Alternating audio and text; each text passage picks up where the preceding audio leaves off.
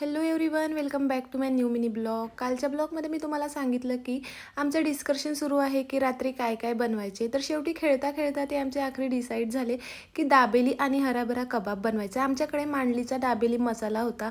हा दाबेली मसाला राहिला की दाबेली बनवणं एकदम इझी आहे. आलू उकळले, तेलामध्ये मसाला टाकला की त्यामध्ये डायरेक्ट आलू टाकून मसाला रेडी. त्यानंतर मामीने कबाब बनवायला घेतले. दोन्ही आमचे रेडी होऊन झाले होते. त्यानंतर आम्ही अशा टिक्की बनवून ठेवून दिल्या होत्या, जेणेकरून खायला बसले की पटापट तळता येते. एकीकडे छान टिक्की तळायला घेतल्या. त्यानंतर भूषणला म्हटलं तू दाबेली बनव. मामी एकीकडे मस्त छान कबाब तळत होते आणि भूषणने दाबेली बनवायला घेतल्या. मामी इकडे दाबेली शेकत पण होते आणि मी सर्वांना छान वाढत होते. सर्वांना विचारलं की कसे झाले बा कबाब आणि दाबेली, तर सर्व म्हणाले खूप छान टेस्टी झाले. मग काय सर्वांनी पोटभर छान खाल्ले. त्यानंतर आम्ही सुद्धा खाल्ले. खूप छान. तुम्हाला पण बनवायचे असेल तर तुम्ही मांडलीचा मसाला, दाबेली मसाला नक्की ट्राय करा. असा होता आजचा दिवस. भेटूया नेक्स्ट व्हिडिओमध्ये. बाय.